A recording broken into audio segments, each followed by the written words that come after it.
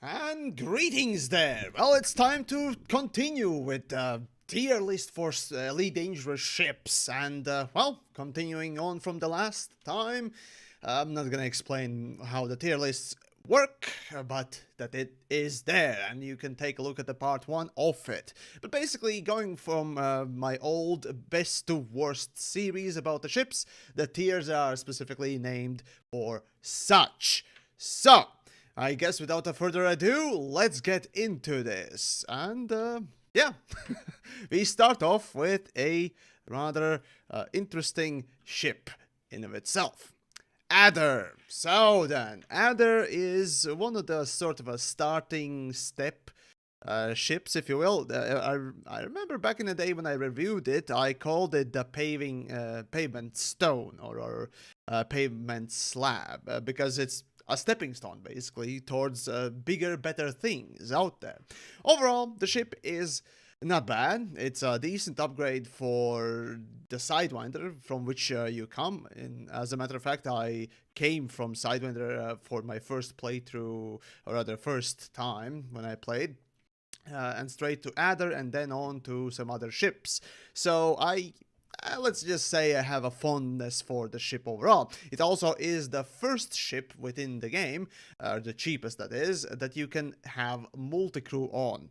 Gods know why you would actually do that, because, no, multi-crew is shit. It just, it's self-mutilation rather than actual gameplay there. But, you know, hey, everyone has their own fetishes. No king shaming here. So the same thing goes with Adder. And when it comes to it, it's mostly an okay ship. It's nothing spectacular, shall we say. It doesn't excel anywhere particularly. It just is a good runabout thing to have. Now then, well, moving on, we got, oh boy, we got Crusader. Oh, we already go from okay to really bad. I'm honestly, okay, so it's either bad or dog shit at this point. See, the problem with Crusader is multifold, if you will, just like most American weight categories, if you will. So the problem with Crusader is that it's a combat ship, right? Bottom line is it's meant for combat, just like all the other British tank named ships there, Chieftain, Challenger, and Crusader. Crusader of the three is the worst of them. And the reason for that is it has a ship launch fighter bay. And every ship that has a ship launch fighter bay installed on it is almost automatically absolute trash. It's like venereal disease of the ships, and boy, does it show for Crusader, specifically within the price range that Crusader is in. Let me just correct myself here. So Crusader comes in between the Challenger and Chieftain, but it's worse performing than Challenger. And yeah, the only redeeming feature is that it's cheaper than Challenger, but even so. The shield is crap. Let's see. Yeah, the shield is basically non-existent. It's more of a hull tank anyways, but the speed is kneecapped. The boost is basically just like dragging your ballsack onto a tennis court. And yeah, that's all because it has to facilitate some sort of negative due to the goddamn ship launch fighter bay.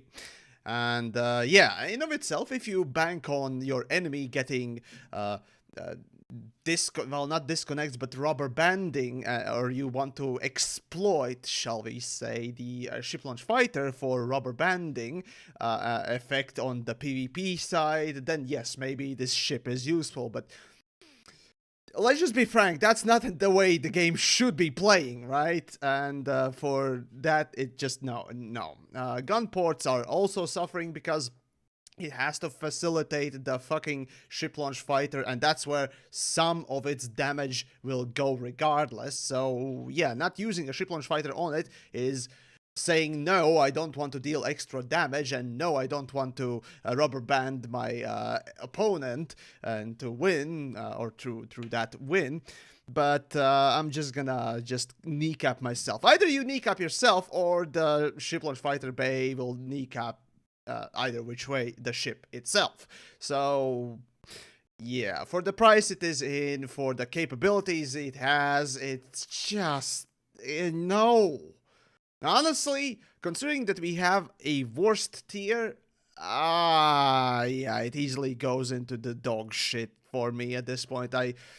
Now remembering when I reviewed it, it's just, no. It's not worth slapping a smaller ship than a large one with a goddamn ship launch fighter bay. It just automatically makes the ship garbage. Oh God! The next ship. Oh, we didn't have to wait long for this.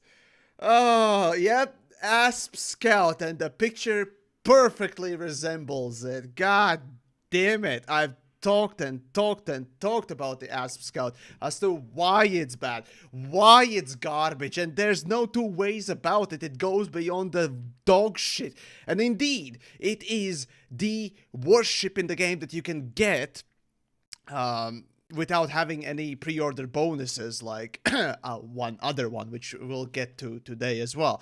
It genuinely, for the price range it is in, ASP Scout absolutely underperforms, absolutely fucks up, and the only redeeming feature that it absolutely has is the most maneuverability, that is turning capability, out of all medium ships.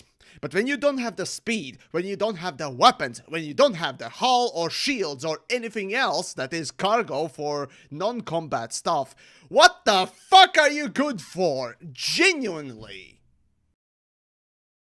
So, moving on then. Speaking of something completely different, let me just reposition. God damn, get back into the worst, you fucking piece of shit. There we go. ASP Explorer, the ASPs in front of things meme, the quintessential explorer ship. If I remember correctly, hold on, let's check real quick, the maximum jump range. Yes, so basically ASP Explorer comes into the role of being number 3, well, give or take, number 3 slot, number 4 slot, sharing it with Krait Phantom as the furthest jumping ship in the game. Also having a rather decent maneuverability, if you really want that, but yeah, a decent cargo hold, decent price overall, a multi-purpose ship that does it all for, you know, a very light price overall. So there's just no two ways about it. The ship is really good. It definitely is one of the things everyone recommends you get as you're progressing through the game. So definitely there's going from the absolute worst to, well, nearly god tier, but it's not quite god tier. Last time, perhaps you would see a little bit more god tier ships there. So today we probably won't see any of them. I don't think so, but we'll see about that.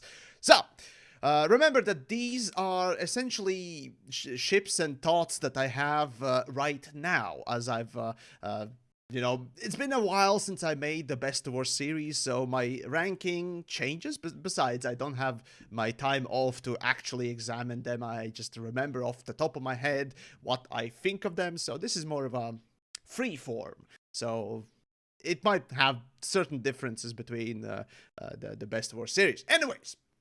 All right, then. Okay, the next ship is...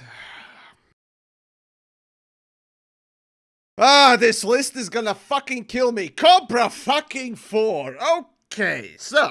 First things first, those that don't know, Cobra fucking 4 is a pre-order bonus ship. Now, back in the day, if you were backer for Kickstarter projects for Elite Dangerous, you would, well, depending on the tier you were, you would get a Cobra 4, or pre-order for the game before its release, or pre-order even for Horizons. You would be getting this ship.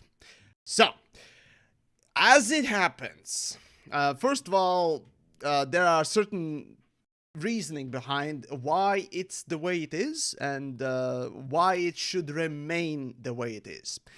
Cobra 4 is the absolute worst ship in the game. There's no two ways about it. It is worse than ASP Scout. The reason ASP Scout is in the same place is that it is the cheapest, not the cheapest, but the only ship that you know, comes close to Cobra 4 shit, but you can still buy it. See, Cobra 4, you cannot, unless, of course, you have that pre-order bonus unlock, and developers won't ever unlock it or sell it ever again. So, those fair few people who actually has access to Cobra 4, why is this ship so bad? Well, see, it is notably more expensive than the Cobra 3, which is the god tier ship. Spoilers for the part 1, but regardless, it inherits literally the same internals, a little bit more hull, if I remember correctly. It inherits one extra hard point, which is fine, and the price is tripled. Yeah. Oh, right. From the also the outstanding aspect of Cobra 4 is that it has the most cargo capacity of all the small ships. Yes, that is true. But coming in at the price range of well, okay, maybe not triple the price, but twice the price. See, this is what I get for not remembering everything. But regardless, so it's twice the price of Cobra 3. And it's so close to Type 6. Yes, Type 6 is a medium ship, but generally speaking, Type 6 has more jump range, Type 6 has more cargo space, Type 6 also can be used for additional things rather than Cobra 4, which at most can be used for small ship trading. But there's no reason to use small ships as long as you can actually land on places, well, with a medium ship, right? There's no base in the game that restricts every ship except for small ones. So there's absolutely no reason to use Cobra 4. It is slow, it is shit, it's a piece of crap, it makes me sad, and god damn it, every time I look at it, I just want to kill myself. Yeah, that's how horrible it is. So, moving on then from the capital, oh god. This list is starting great. Why? What is this list? Alright, so here's a little bit of background. Beluga, right? The way I made this list, rather I chose ships for part 1 and part 2, was at random basically. I picked a list of ships by their prices and simply picked every other ship from the list. So first cheapest for the first part, second cheapest for the second part, third cheapest for the first part, and you know, like that. Oh god, and it seems that this list is notably worse, at least starting. Beluga, the third worst ship in the game. God damn it. It's so bad. Right, so first things first. Compared to the medium ship that is ASP Scout and compared to small ship that is Cobra 4, Beluga is the largest hitbox-wise ship in the game. Yes, technically, Cutter is bigger, but hitbox-wise, absolutely Beluga beats it because of the wide wings, and it does have some neat, nifty looking things. And yes, Beluga is pretty funny and 1% of go fuck yourself essentially. But reason why Beluga is so bad is that it technically has hard points, but what the fuck are you gonna do with those hard points? I don't know. Make kimchi or something? I really don't care. The bottom line is, whatever you put on them is a waste of time and space and just your essence overall. It just, yeah, you're writing your soul off as soon as you put something in the hard points there. Utility slots, about as usual with every other ship out there. The jump range is mediocre at best, I would say. Let me check the jump range again. Let's see. Beluga Liner. Where the fuck are you in the list? Jesus. Okay, so it's slightly above average. Good job. 84 fucking million credits, for which you can get a Type 9 if you want cargo transportation, which again, Beluga cannot do because of just the sheer shit amount of cargo storage. It just does not compete at all. So there's that. The jump range wise, sure, it's a bit better, but for a passenger ship that it's supposed to be, sure, maybe so. The large size is just, it's insane. The armor is non-existent, the shields are non-existent, especially for this massive fucking hitbox that it has. Speed is basically pointless, and everything else is just, I don't know, it makes me sad. Just bottom line is, the ship makes me fucking sad, and yeah, it has, unlike the other two examples of ASP Scout and Cobra 4, Beluga Liner is, it's so bland. It's like a basic white bitch. There you go. You know, it is white, so there you go. It's already halfway there. But the thing is, the only upsell for it is that, yes, it is the biggest ship that can have the most luxury cabins. The only type of a passenger cabin that Beluga, Orca, and Dolphin can have, right? And the saddest thing about those missions is that they aren't really that different from business class. Business class is actually more roomier, and it actually pays more. Don't buy fucking Beluga, goddammit! Anyways, moving on then. So, speaking of the fun times, Dolphin. Oh, gods, okay. So, you can have luxury cabins on the ship. Just, right, you can have a luxury cabin on the ship, and then you can go fuck yourself. Quite literally, that's Dolphin in a nutshell. It has jump range, it has speed, it can do things, it looks sleek, I guess, and that's about it. It sacrifices literally every other aspect of the gameplay potential, and says, here are luxury cabins. Now, genuinely, go eat a dick. It's bad. It's, honestly, I'm thinking of dog shit, really. I mean, for the price of goddamn Dolphin, you can have a Type 6 and then a Cobra 3, right? Let me just recheck the price, because I think it was 1.3. Yeah, Dolphin is 1.3 million. Literally Type 6 and a Cobra 3. Why? Why would you pick Dolphin? Genuinely. No, you know what? I feel pretty shit already of just dog shit. No, fuck you, Dolphin. There you go. Alright, Eagle. Oh, okay, something good finally. Right, so Eagle overall is the most maneuverable ship in the game. It is about the same price as Sidewinder, and indeed, as it happens, a real upgrade for Sidewinder. However, the problem is that it is absolutely the starter ship. And the improvements you get for actually purchasing Eagle rather than sticking with the Sidewinder, you're literally better off with Adder.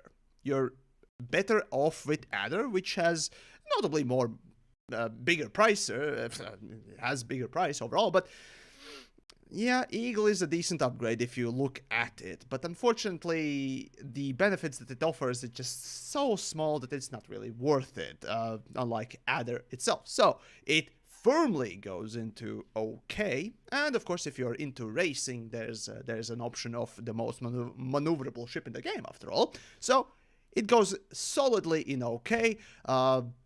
Since there is no official gameplay for racing, unfortunately it has to stick with okay. So it is what it is. But overall, I absolutely like it. Visually, it's a wonderful upgrade, and I really like it. I remember reviewing it. I didn't play it for a long time, and that's surprised when you actually get into its cockpit compared to Sidewinder. Wow, it really is something awesome, because Adder lacks in the cockpit department a lot as well.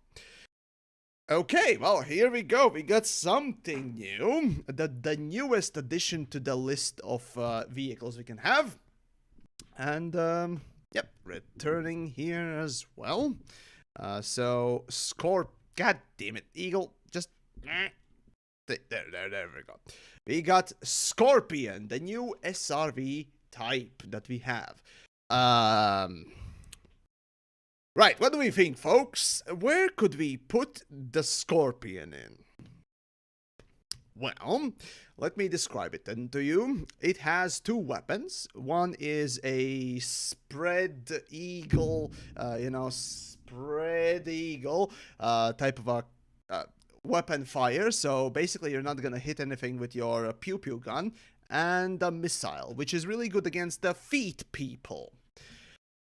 And apparently this was supposed to be the second SRV which was on the shelf, quote-unquote, by developers' account, and they didn't release this SRV because, fuck you. We promised another SRV in Horizon's time, but we didn't see a reason to release it. Well, at the same time, they released the fucking Imperial Eagle, they released the goddamn, the Big 3, which is questionable and then they also released the fucking Mamba and a Krait 2. Yeah, we definitely need a space in the game to actually release a ship or a vehicle, right? Yeah, hypocrisy at its best. Thank you, Frontier, you fucks. Anyways, Scorpion. So you're barely gonna hit anything with the pew-pew, but you have a missile launcher, which is a nice addition, and indeed, as I've described in the past, you are literally better off shooting at the feet people with missiles, dumbfire missiles, and forgetting about getting on foot and actually doing things. And this is better than getting on foot. But how does it compare with the normal SRV? It can't drive as fast, it can't launch itself with thrusters as well, it does have more armor, and it actually can climb, or rather it has more grip than the SRV. Well, the problem comes with the guns, because ultimately it has a lower cargo space than the Scarab. It does have less accurate main gun than the Scarab, and it only really compensates that, all of it, with a missile launcher. Armor, no one gives a fuck about the armor. No one gives a fuck about the armor. It's so minuscule, it's pointless. So, is missile launcher good enough to put it in even one-use tier? No, it's not. It's bad. It really is bad. Yeah. It might have a multi-crew, but again, fuck multi-crew. So yeah, no, just honestly, now that I think of it, because of the multi-crew, it can go truly in the dog shit tier as well, but let's just say that the options are good to have, but no. Okay. Moving on then. We got a ship launch fighter named Condor, the Federation style fighter, and this one solidly will go into the good. Now, the reasoning for that is that, yes, it's not as maneuverable as the Imperial fighter, which I do prefer. The reasoning why it is in this tier is because it has a unique weapon, unlike the other two. Well, technically, if you count new AX fight, not the AX, but Guardian hybrids, then unlike the other three types of fighters, but regardless, it has the plasma repeater. See, what I've learned from my fellow content creator Mini, quickly enough, was that this Condor fighter with the plasma repeater actually is really, really good against hull. Against shields, yeah, it's not gonna deal a lot of damage, but once you drop those shields, that little fighter actually has a lot of damage against hull. So, For that reason, it easily is a good NPC or even hell, a player controlled ship launch fighter to have for maximum damage. And that's why it solidly goes into the good. Because it's middle of the road maneuverability, it has middle of the road armor and shields, which don't really matter much. And for the role that is in PvE style combat, I would say it's pretty good. So, moving on then. Oh, you're gonna like this, fellas. Corvette. So, where do we think we're gonna put Corvette? Now, while you're figuring it out, I might as well describe it. It is one of the big three ships. It has the most damage potential of... oh, wait, no. Technically, Taipan hand. Okay. Second most damage output in the game. It also has the same power distributor as Anaconda, meaning that you will be actually outputting consistently the most damage, it seems. However, just like Anaconda, it also suffers from very, very low speed, making it quite useless for ganking, unless you really get, players to stop and fight you, which is good luck with that. But anything that is faster enough will basically run away, making Corvette not really suited for PvP. There are better ships or better suited for all-rounder things. I remember somebody was really pissed off at my placement for Corvette or argumentative aspect that I put for a Corvette, putting it in lower tiers. But I would say, it's generally speaking, it's not for PvP. It's clearly for PvE, easily. For everything else, it's questionable. So, though everything can work. I mean, hell, the dog shit can work. So, yeah. I would say, I kind of want to put it in good, but considering that it's not really... No, it's a decent all-rounder, but the jump range is... it's barely good. It's barely good. I'm gonna set it in good, but it's barely good. It easily can go in okay. Again, you can do everything with it, but the speed and the jump range are the two main factors that impact its overall usability for, I would say, majority of the gameplays out there. Well, not maneuverability, but speed. So, there you go. That's just my take. Now, let's move on then to Federal Assaultship. The sad tale of the Federal Assaultship. So, see, back in the day before engineering, Federal Assaultship was one of the cheap PvP ships, the main tier cheap PvP ships. It really looks nice inside. I really like the look of it overall. It has decent gun ports and placement of them. So clearly it's for combat, and really it is overall. Just like all the other Federal ships, except for Federal Dropship, which is an interesting tale. But regardless, Federal Assaultship sadly requires an unlock for Federation. So that is already an annoyance that you have to deal with. However, with the advent of engineering, people started phasing it out on PvP fights, especially, with increased power of another more expensive ship out there. And, well, it's not as bad as Clipper. It's not as sad of a tale of what the Clipper got with the introduction of engineering, but Federal Assaultship, even to this day, still is usable. But it's just so overshadowed by one other ship that it just needs that help, needs something to make it usable and more just approachable, I would say. But since it is a decent ship for combat, I still like it personally. I would easily put it in one-use tier. It's good for some PvP stuff, general combat stuff. But it barely skirts by because of the Chieftain.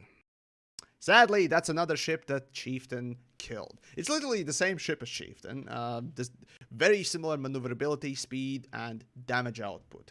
But Chieftain you don't need to unlock, and it is slightly cheaper. I think it was... let's see, Federal Dropship, Assaultship... Yep, it's Federal Assaultship is a bit more expensive, and you need to unlock it on top. So, Yeah, there you go. Right, moving then on, we got, oh, my personal favorite of the Federal Piggies. This little piggy went to the market and this little piggy got completely fucked. Federal Gunship. Just like I said with the poor Crusader, once you introduce the venereal disease that is called the ship launch fighter into the mix, the ship becomes unusable. I love Federal Gunship. It is very unique. Overall, it is basically the step between a Python and the other rest of the bunch of the fuckers, essentially having the same power distributor, meaning that you can actually sustain the damage. Again, this is a combat ship, so it at most can go into one use tier at most at this point. So, well, the problem with, again, Federal Gunship is that, yes, it has a lot of damage output for all the gun ports that it has. I love building my Federal Gunship with nothing but auto-loading multi-cannons because the DACA is very the DACA, DACA, DACA, DACA, the DACA, DACA, DACA, the DACA, the DACA, DACA, DACA. But no, seriously speaking though, yeah, the Federal Gunships lack heavily with the top speed and maneuverability. Mostly top speed, I would say, and boosting capability, I suppose, as well. But no, mostly it would be maneuverability that the and top speed that makes it completely fail. Of course, again, I still like to use it from time to time on streams. But yeah, the venereal disease just completely kills it, and that is the sad tale of Federal Gunship. It just sadly, well, I mean, okay, it was already fucked. Basically, engineering fucked the ship as well. So let's make a jingle. Ta-da-ta-da-ta-ta! Hey!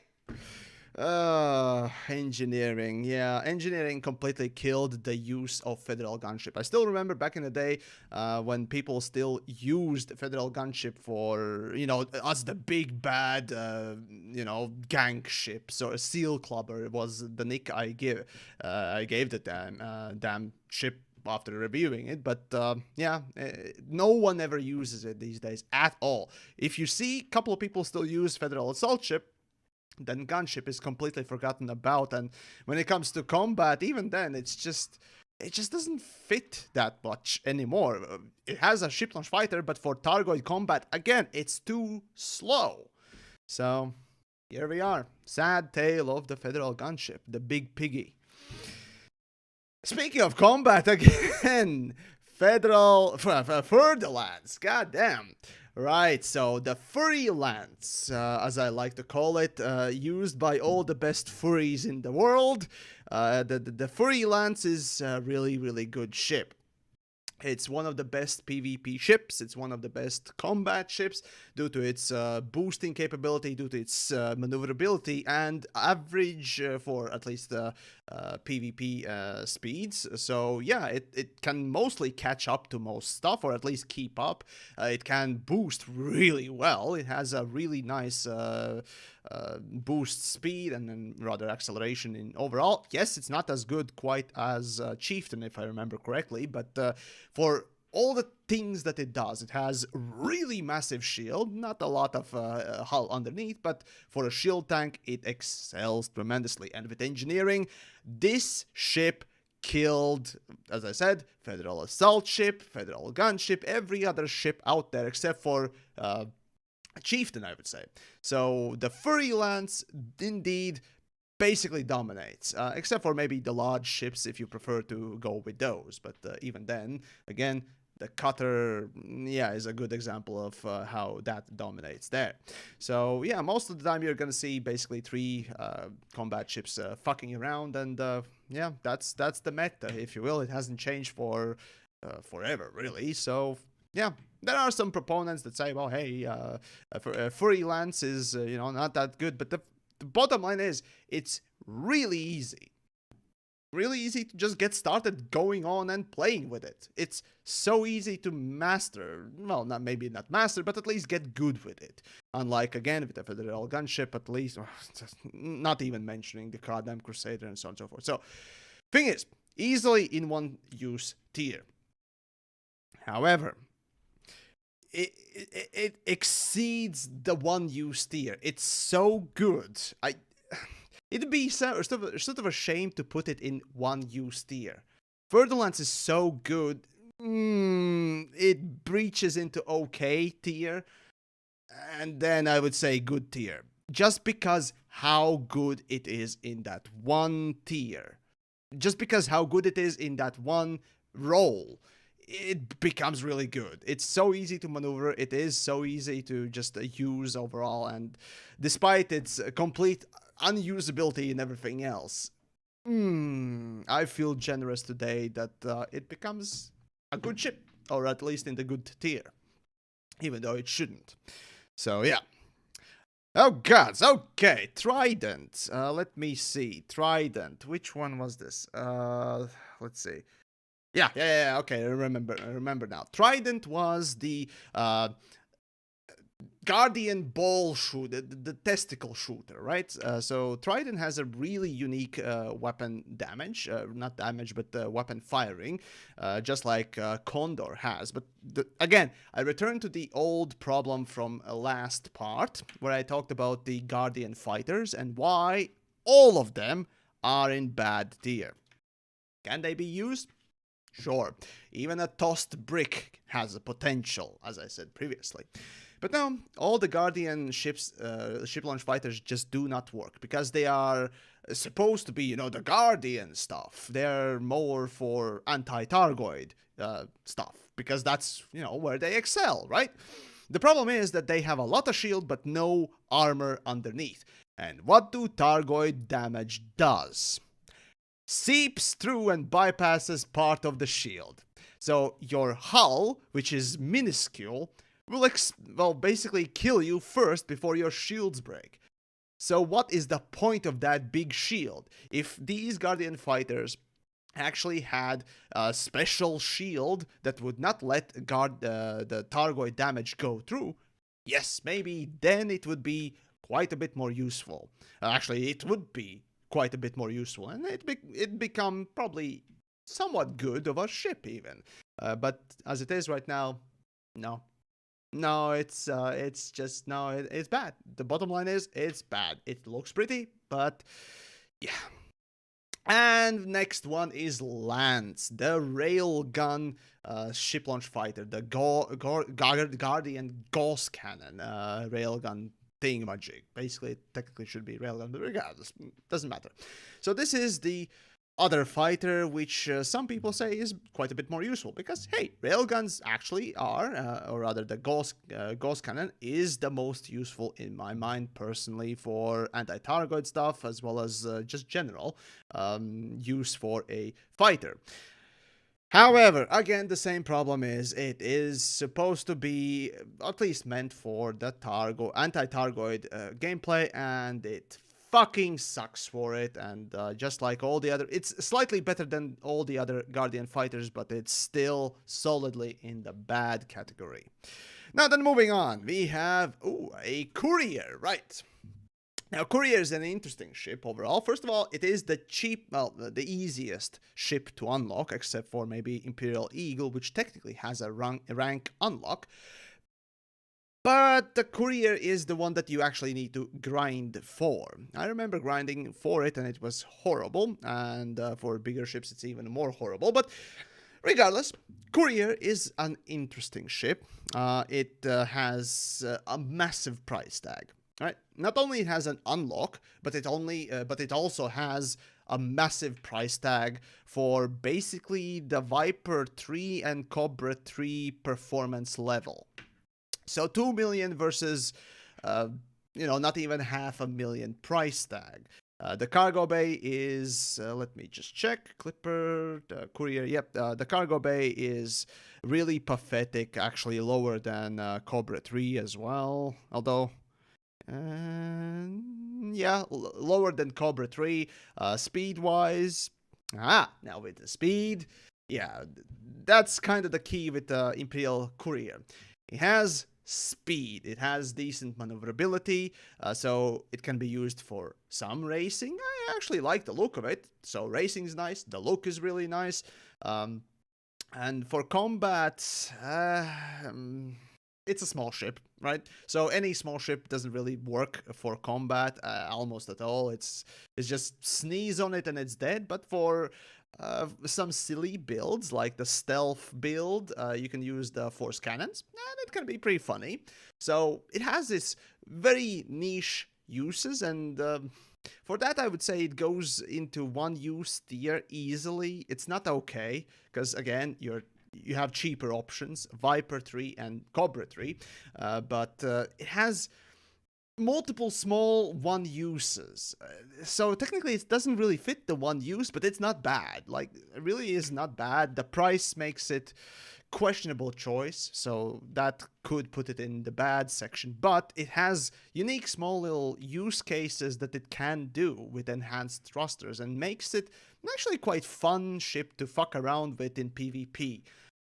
It's not gonna win you any battles for the most part, but strapping a couple of proximity mines with what was it, a shield reverb effect, it's gonna be pretty funny. An enhanced thruster, of course. So I've done it. I recommend it. All right, and then moving on, we have the Krait. Actually, we got the Krait before the other one. So Krait,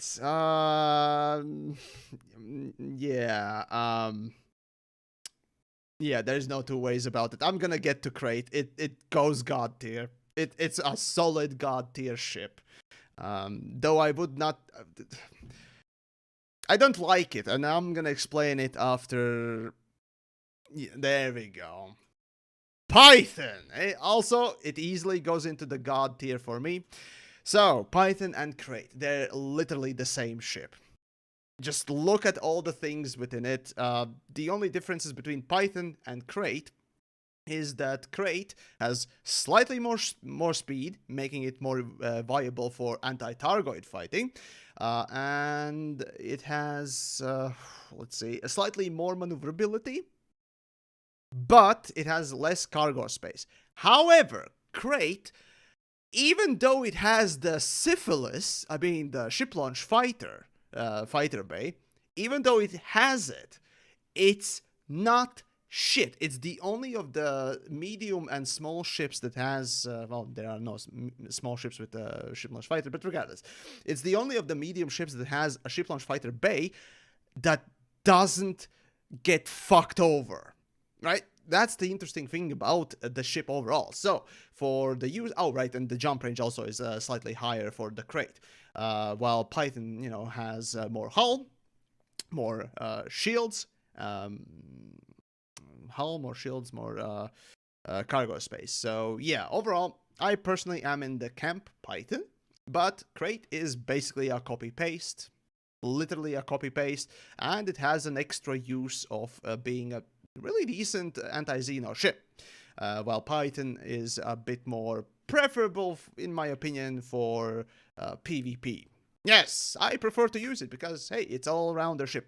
Basically, both ships are absolutely good for everything. Just name a way of, or rather, a style or playthrough or a gameplay that you would do. Python and Krait can do all of it, at least on the level of good. And in some cases, it excels above it. And that makes it absolutely the fantastic choice that it is. So there you go. So yeah, I could ramble on and jerk off both ships forever, but let's just stay at that. They're absolutely the god tier. Whoops. No. Well, I can't.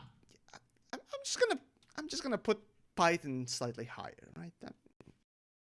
Oops, it kind of shifted, sorry. Yeah. Anyways, next then is the Taipan ship launch fighter. Now, the Taipan excels as being a rather unique fighter overall after a while. It has the most hull and a decent amount of shield. So, overall, it's still very, very easy ship to take down, but regardless, it is also the least maneuverable, and I think it had the least amount of speed of all the ship launch fighters. However, it's still very fast, fast enough to, you know, avoid things and be annoyance. But what makes Taipan a bit more usable is the fact that it also has an AX variant. So it actually competes with the Guardian versions, but unlike the Guardian versions, it has the right amount of hull versus shield. Yes, there's less shield than the hull, but even so, it has a decent survivability potential for AX, and that actually makes this fighter an okay one. I wouldn't quite say it's good, because for Thargoid fighting you wouldn't really want to use a ship launch fighter, but it has an option like that. It's a solid little thing, and it's not quite as good for that role that it is in. So for PvE, it's very average. For Guardian, for Thargoid fighting, it has a chance, unlike the other ones. So yeah, there you go. It's a pretty okay fighter. Now then, let's see. Fourth from the bottom is Type 7. So where do we think we're going to be putting Type 7? Well, as it happens, it is a very cheap cargo transportation ship with a questionable amount of jump range, which kind of makes it not worth it, but there's nothing really that will compete with it. Yes, there is a Imperial Courier, an Imperial Clipper, and then there's, of course, the Federal Dropship. Fact is, Type 7 originally was really good for mining, because all small hardpoints, 4 of them, even though there are 5 slots underneath it. If you look at Type 7, it has another slot for hardpoint underneath.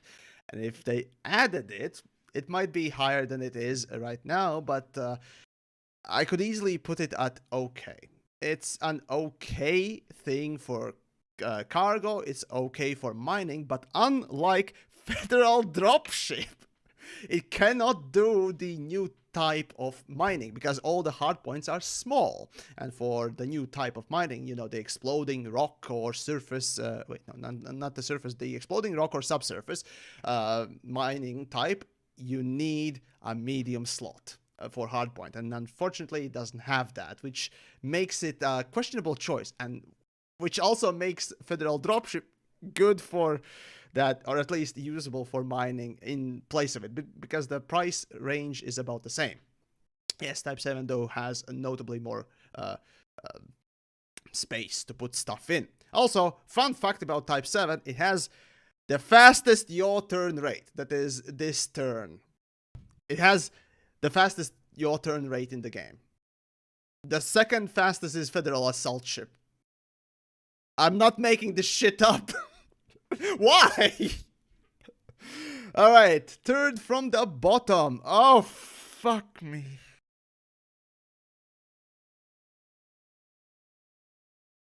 Oh, fuck me. Okay. Type 10. Type fucking 10. The spoilerific piece of shit. Okay, so technically, it has the most damage, burst damage potential of all the ships in the game because of the amount of hard points. It also has the most hard points in the game. And it has a spoiler on it. Oh god. And if you want to go into cosmetics, it has a spoiler for, well, split spoiler for a spoiler as a cosmetic ship kit.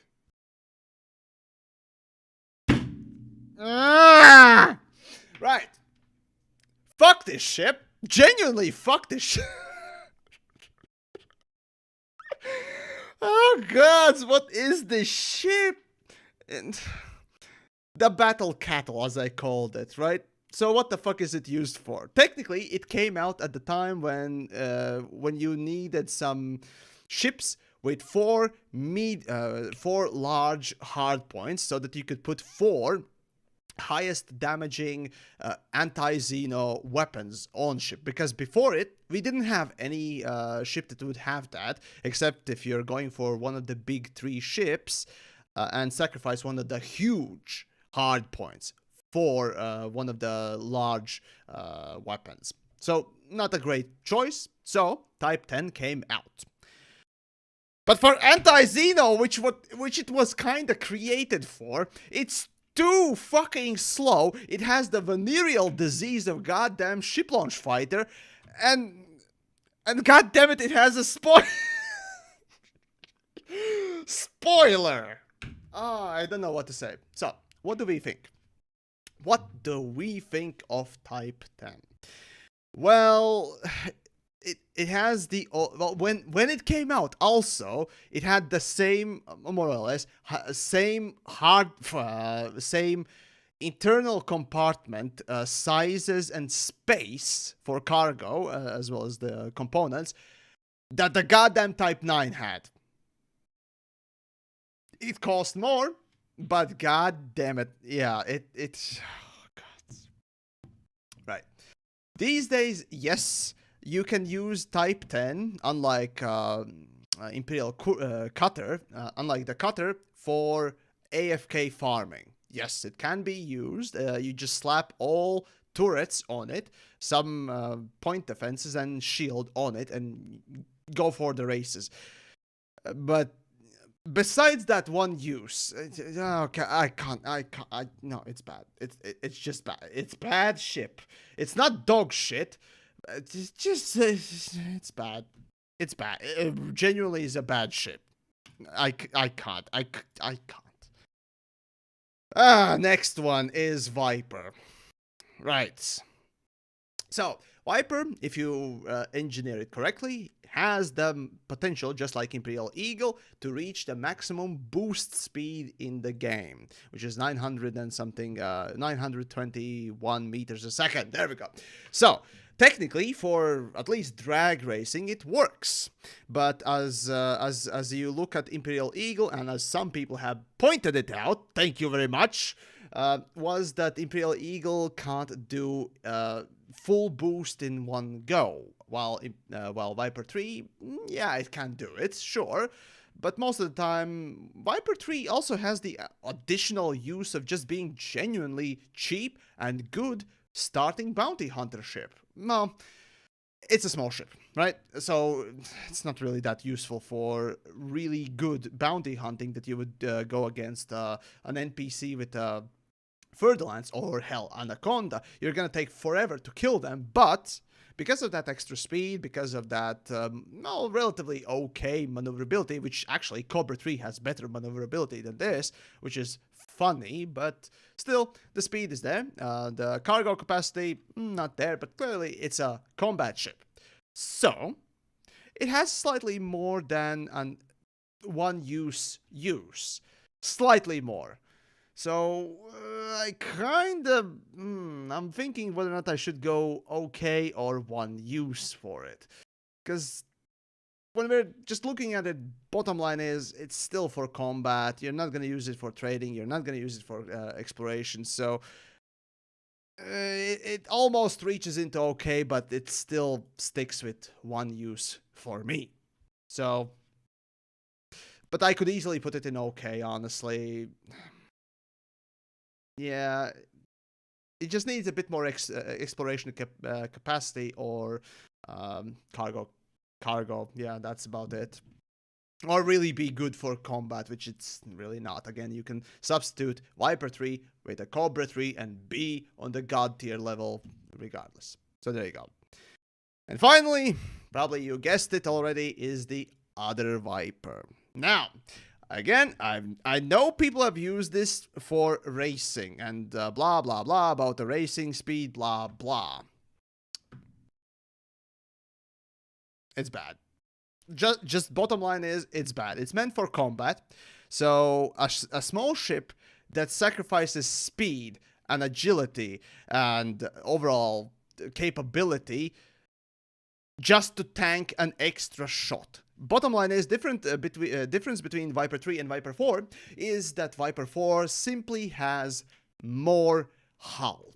Yes, it is true that Viper 4 has the most hull HP of all the small ships. But what the fuck is the point of just getting one extra shot when you can't avoid it? When the main point is that you're small. Right? What is the point of sacrificing the potential to avoid shots, which you should do as a small ship, to just tank an extra shot? Oh, well, hey, you're gonna survive for maybe 1 extra second. Congratulations! Whoa! No! No! No, bad. It's not dog shit.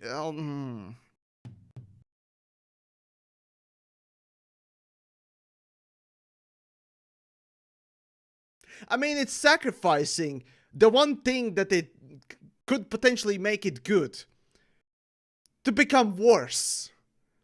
That has to be really dumb. Like, that has to be really dumb. Again, not counting the racing capability, which is, again, a non-official official sort of a gameplay that you could do, right? Just...